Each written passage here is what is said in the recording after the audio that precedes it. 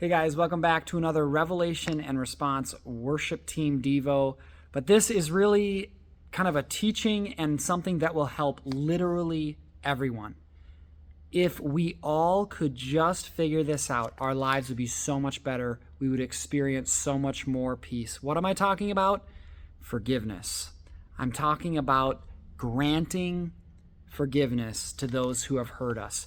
So, I do a little bit of pre-marriage counseling with some couples every once in a while, and I came across this exercise in one of our counseling sessions through a company called Prepare and Enrich, and I just want to share a couple of definitions they give and a couple of the strategies they give on what forgiveness is not, and then granting forgiveness. So I'm literally just going to read this. This is kind of like a one-take type of kind of low polish video. However, it's going to help us if we apply this to our lives.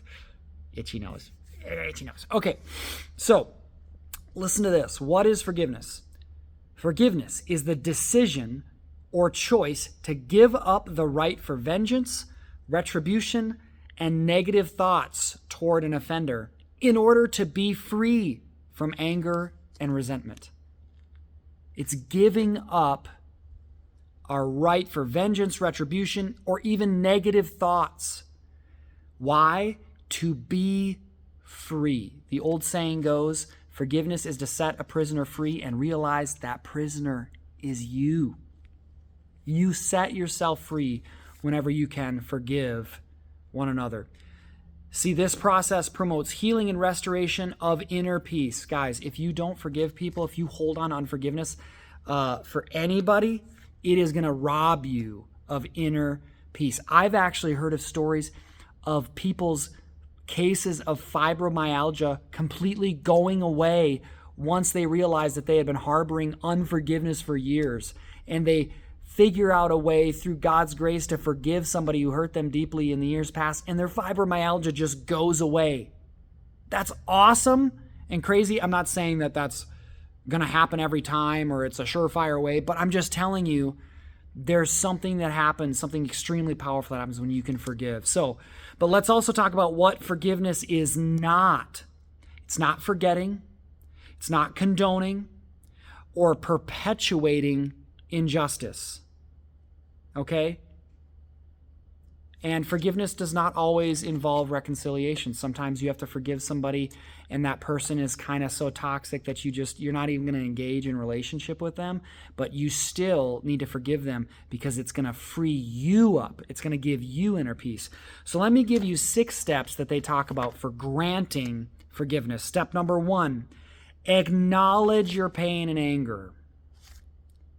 Allow yourself to feel disrespected. Guys, you have to actually admit that there's something that needs to be forgiven. Acknowledge your pain and anger. Number 2, be specific about your future expectations and limits. So you may have to, be specific about, hey, I expect this person to treat me differently in the future, and there's a limit to how much I'm going to take. Number 3, give up your right to get even. Okay, give up your right to get even. In the context of maybe a marriage relationship, it says, but insist on being treated better in the future.